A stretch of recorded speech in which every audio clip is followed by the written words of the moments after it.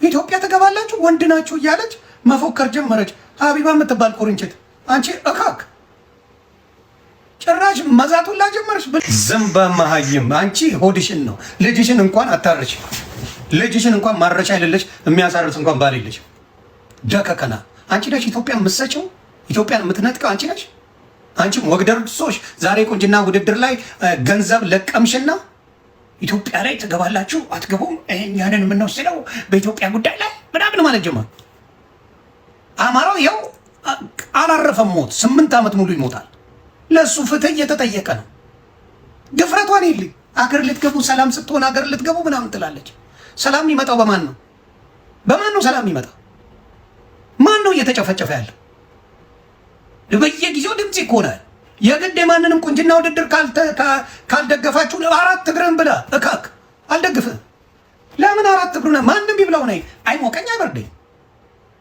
የቁንጅና ውድድር ነው እንደ የኢትዮጵያ ማንነት። ድንጋይ ናቸው ሴቶቹ።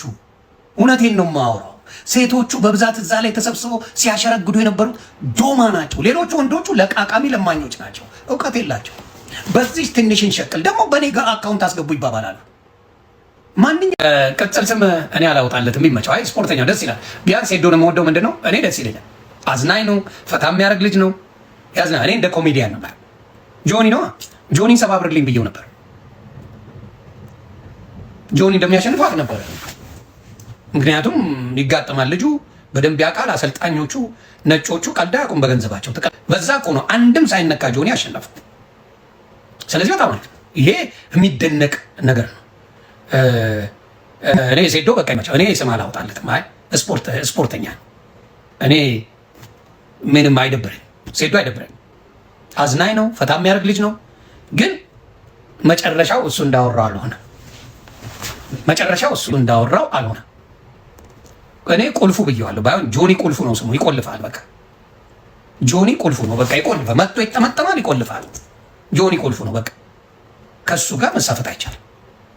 በቃ አይቻልም። አንድም ሰው እኮ አለ። አሁን ሁለቱንም ተጋጠመ። ሁለቱም አንድ አልሰነዘሩም። አሁን ንቃተ ህሊና ከሌላው ጋር ከሮቤል ጋር ሲጫወት ተደባድበዋል። በደንብ አድርገው ተደባድበዋል። ጆኒ ቁልፉ ነው ስሙ። በቃ ጆኒ ቁልፉ ነው። ጆኒ ቁልፉ ነው። ይቆልፋል። አለቀ አለቀ። በቃ አትሰነዝር ምን አትል፣ ይጠመጠምብሃል።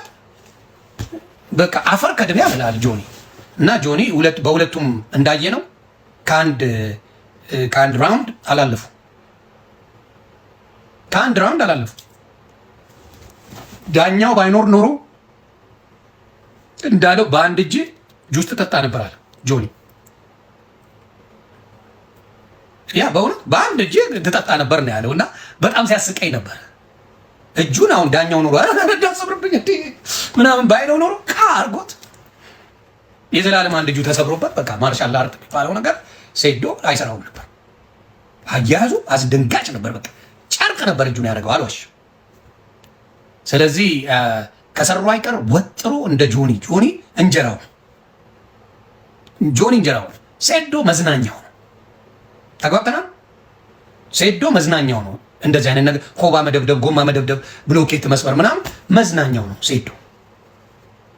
ልጆች ደብድቦ ማሯሯጥ ምናምን አናቱ ላይ ጎማ አሁን በቴስታ ትመታተ ምን ያደርጋል? እኔ እስቲ ጠይቁኝ። ብሎኬት አናት ላይ መስበር ቴስታ የለው ማርሻል አርት ስትገባ ምን ያደርግልሃል?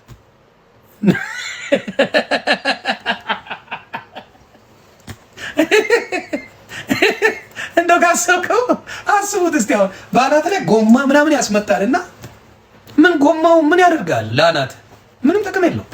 እና አንዳንዴ የሚሰራቸው ነገሮች እኔ ያስቁኛል፣ ያዝናኑኛል።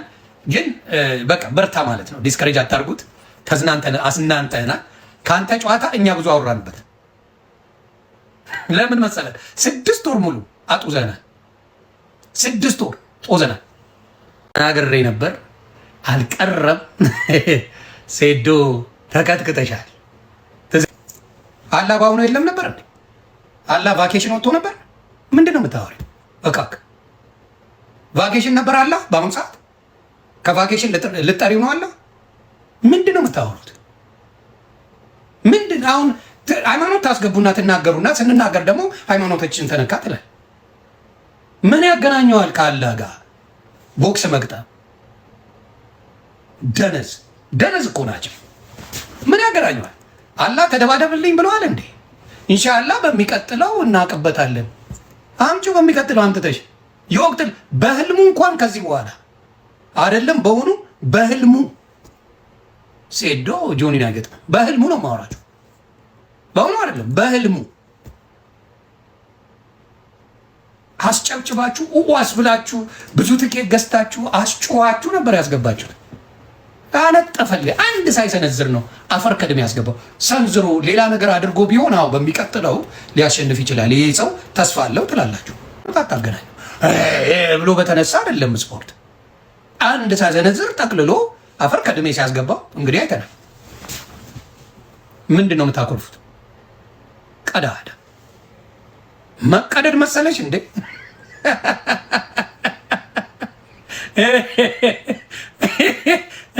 ስለዚህ ሌላ ነገር አታስገቡ። ሌባው ምንድን ነው እዚህ ጋር ሌላ አለ። ሮቤል በቶክስ ቢሆን ይሻል ነበር አለ እሱ። ዮኒ ሮቤል በቶክስ ቢሆን ይሻል ነበር አላሉ። ምን ንቃተ ህሊና ጎበዝ። አየህ ንቃተ ህሊና ሂዝ ስማርት እንዳልኳችሁ ንቃተ ህሊና ወዲያው ከጆኒ ጋር መሰልጠን ጀመረ። በአንዴ ጥፍጥፍ አድርጎ ነው አይዘጋ።